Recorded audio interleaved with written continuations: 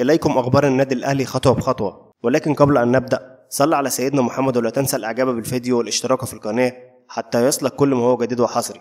ممدوح عباس يشعل صفقة الأهلي ومصطفى محمد وسيناريوهات أحمد عبد القادر. تغليظ عقوبة وسام أبو علي وديانج يصدم إدارة الأهلي. بيراميدز يعكنن على الأهلي في صفقة القرن. الأهلي وقصة فيستون مايلي ومصطفى محمد وأسامة فيصل وسالتش بديل وسام.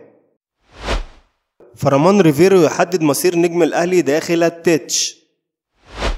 أكد الإعلامي أمير هشام أن هناك رغبة قوية لدى مسؤولي نادي الزمالك في التعاقد مع لاعب الأهلي أحمد عبد القادر، مشيرا إلى أن هذا الرغبة تأتي كخطوة للرد على ما يثار بشأن مستقبل نجم الزمالك أحمد مصطفى زيزو.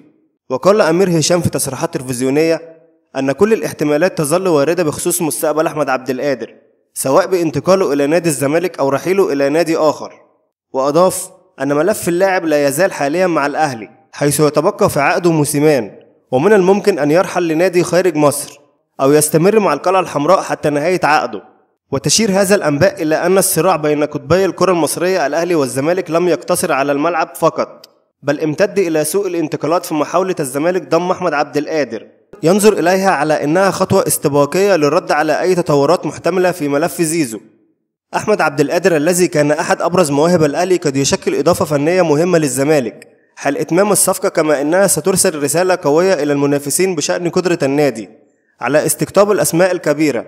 وأكد الإعلامي أمير هشام أن نادي الزمالك لن يقبل بعودة مهاجمه السابق مصطفى محمد إلى أي نادي آخر في مصر. هناك قناعة راسخة داخل النادي بانتماء اللاعب ورغبته الأكيدة في العودة إلى القلعة البيضاء.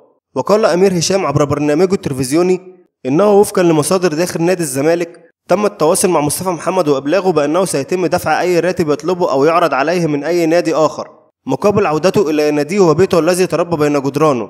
وأوضح أمير هشام أن مصطفى محمد قد رد على مسؤول الزمالك بنفس الإجابة التي أعطاها للأهلي، وهي رغبته في البقاء واستكمال مسيرته الاحترافية في أوروبا. ورغم ذلك هناك رغبة قوية داخل الزمالك في إعادة مصطفى محمد إلى بيته. أكد مصدر مسؤول داخل النادي الأهلي أن المهاجم الفلسطيني وسام أبو علي تغيب مجددا عن موعد إجراء فحوصات الرنين المغناطيسي ولم يخضع للقياسات العضلية حتى الآن، مشيرا إلى أن هذا التصرفات دفعت إدارة الأهلي لتشديد العقوبات على اللاعب رغم عدم تلقي النادي أي عرض رسمي من نادي كولومبوس كورو الأمريكي. وأوضح المصدر في تصريحات تلفزيونية أن الأهلي سيتعامل بمنتهى البرود في ملف وسام أبو علي ولن يرضخ لأي ضغوط لتجنب أن يصبح ذلك نهجا للاعبين آخرين مستقبلا. وأضاف المصدر أن الأهلي خصم 10% من عقد اللاعب بالأمس، وقام المدير الرياضي محمد يوسف بتغليظ العقوبة اليوم، مؤكدا أن الموقف ما يزال في مربعه الأول ولن يتم تحريك الأمور إلا في حال وصول عرض رسمي كبير يجبر النادي على الموافقة على رحيله. وأشار المصدر إلى أن عرض كولومبوس كورو الأمريكي وصل شفيها فقط بقيمة 7.5 مليون دولار ولم يتم مخاطبة الأهلي بشكل رسمي حتى الآن. وتشير تصرفات وسام أبو علي الأخيرة إلى توتر كبير في علاقته بالنادي بعد أن كان من المتوقع أن يتم تعديل عقده ورفع راتبه. هذا التوتر دفع اللاعب لتجاهل التزاماته الطبية في محاولة يعتقد أنها للضغط على النادي لقبول العرض الأمريكي، لكن الأهلي وفقا لتصريحات المصدر يواجه هذا الموقف بصلابة، فالنادي في موقف قوي بسبب عقد أبو علي الذي يمتد ل4 سنوات قادمة. موقف الأهلي الحاسم يهدف إلى تأكيد مبدأه في التعامل مع اللاعبين المحترفين ورفض التنازل عن حقوقه المالية بما يتناسب مع قيمة اللاعب واسم النادي، مما ينظر بأن مستقبل أبو علي قد يكون أكثر تعقيدا ما لم يتغير في أسلوبه. وفي نفس السياق كشف المصدر أن لاعب وسط الأهلي المالي أليو ديانج طلب تأجيل حسم ملف تجديد عقده مع النادي في المرحلة الحالية. وأوضح المصدر أن أسامة هلال عضو لجنة السكاوتنج الذي يتولى ملف التعاقدات بالنادي عقد جلسة مع ديانج من أجل تمديد عقده، لكن اللاعب أبدى رغبته في تأجيل هذا المناقشات. يأتي طلب ديانج في وقت يبدأ فيه الفريق فترة الإعداد للموسم الجديد، حيث يعكس هذا الموقف رغبة اللاعب في التركيز على تحضيراته الفنية والبدنية دون الانشغال بمسائل التعاقدات، خاصة أن اللاعب لا يزال مرتبطا بعقده مع النادي.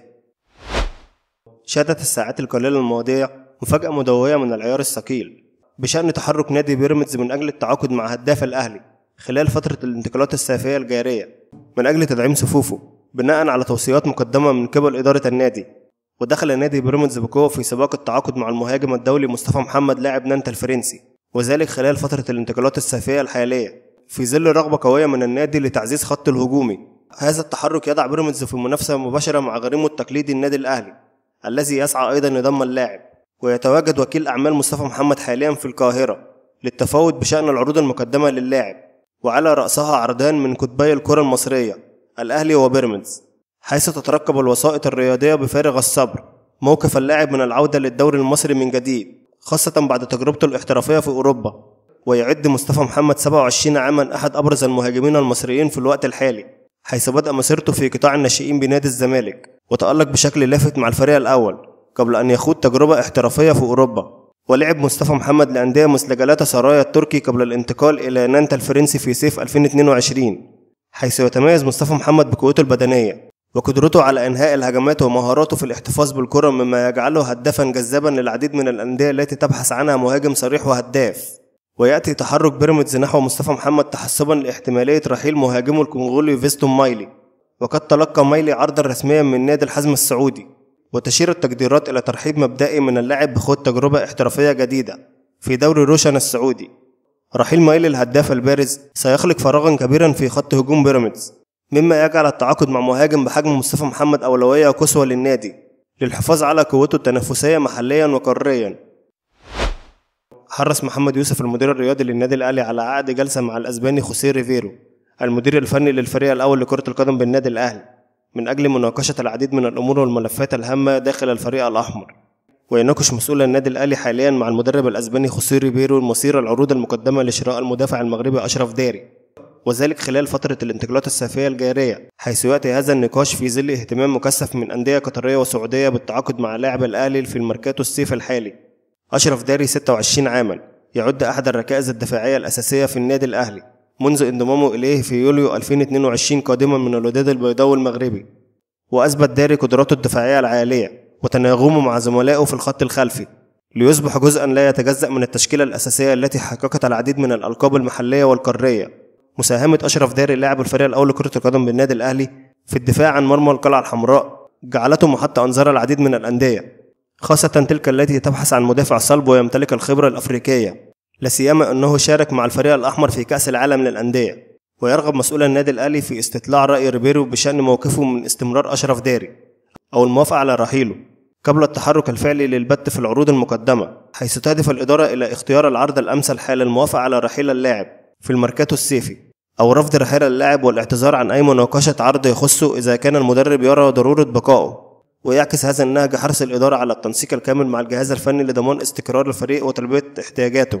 في النهاية لو عجبك الفيديو متنساش تعمل لايك وكومنت وتشترك في القناة حتى يصلك كل ما هو جديد وحصري، وشكرا.